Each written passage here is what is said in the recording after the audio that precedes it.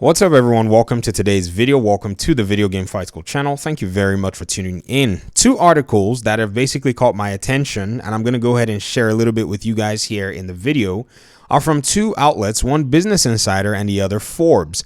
This is because Hogwarts Legacy right now is getting some really huge sales on Steam. Hence, it appears that some cannot maybe believe their eyes, or maybe despite the backlash, or I would say manufactured criticisms that Hogwarts is getting, gamers are still going on to do whatever the heck it is they want. Paul Tassi writes, Hogwarts Legacy is the best-selling game on Steam a full month early.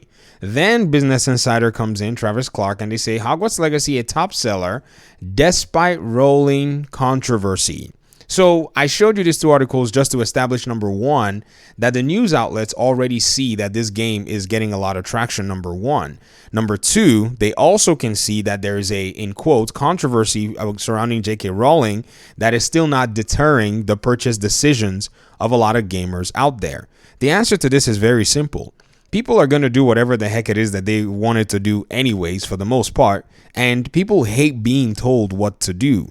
Usually on my channel, I'll almost never recommend a game unless maybe the game has some kind of a price point that I see some value proposition, and it's still optional because people have their own and work for their own money and would prefer to do whatever it is that they wish with their own monies. So this controversy that's going on, whatever it is, seems to be one of those things that many gamers are, in a sense, either ignoring or consciously stepping over to make a purchase decision for themselves. So let's go ahead and read this article real quick. Hogwarts Legacy is topping charts on Steam and the PlayStation Store a month before its release. I've already reported on these two. It could be a blockbuster even after calls to boycott due to J.K. Rowling's anti-trans comments. This is a subjective statement. It's a subjective notion. You would have to go ahead and pretty much show how that is the case and argue it. These journalists need to understand that people are not stupid. Just because they say something doesn't mean it's true. Warner Brothers has suggested it wants to cooperate with Rowling on future Potter related content. This statement is somewhat true in a sense, but here's the challenge with this. This is going to provide a huge mind twist, because apparently corporations are showing their hands that when it comes to money, your personal interest must not in any way impede on the money making for any IP or any product that these companies have. And so it's very interesting. You think about a lot of this stuff, you can pretty much go ahead to see this. And this writer says, Hogwarts Legacy, upcoming video game set in the world of Harry Potter from Warner Brothers Games, is already showing signs that it could be a hit amid the controversy of Potter creator J.K. Rowling and some calls to boycott the game. You see, no one really paid attention to a lot of people in the past. I think for the most part, a lot of people had these conversations and so on and so forth. But for some people, their goal is just to go ahead and just enjoy a video game for themselves. And I don't think these, articles, or I don't think these reports are surprised that people are going to do whatever it is that they want to do. They'll do it nonetheless. Now, this doesn't mean that the game is going to be some fantastic experience. I'm not saying that. I'm just saying that human beings are of a very predictable nature. I think another thing a lot of people also detect in this entire conversation is that JK has nothing to do with this game. You see, as a gamer, for most of us anyways, we play video games to escape a lot of the bogus BS that is actually going on in the world.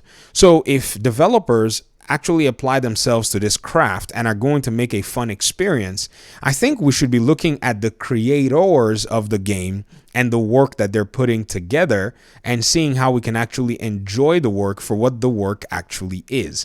All of this so-called because the creator did X, or because the creator said pineapple pizza is bad, therefore creator must be bad, is childlike thinking. The world is very nuanced and complex. You would be shocked if you actually had to follow through with some of your favorite, entertainment characters or creators or whatever it is, and their personal positions on things. You'll probably not be able to subscribe to them. One example, and this is me, the Video Game Fight School guy, is Tom Cruise. I like Tom Cruise. Tom Cruise has a religious belief that is absolutely strange to me, that seems to be a fake version of another religion that I do hold dear. But at the same time, I know that I can separate Tom Cruise from those his beliefs when he enters the screen and takes on a whole different character. I think people probably need to learn this, or maybe they need to teach it in school or put it in a textbook. But it's really funny for people to think that their opinions on a person and their work really have to go hand in hand. You're delusional. Let the articles keep going, though, because it seems to me that for the most part, Hogwarts Legacy fans have tuned out a lot of this stuff and are just buying multiple copies at this point. Multiple copies. I'm not joking. Look at the comments in my past videos. My jaw has dropped with the way a lot of folk are just saying, yeah, I bought 3 copies because I wanted to. So I guess they can keep doing what they're doing, and consumers are going to keep doing what the consumers are doing.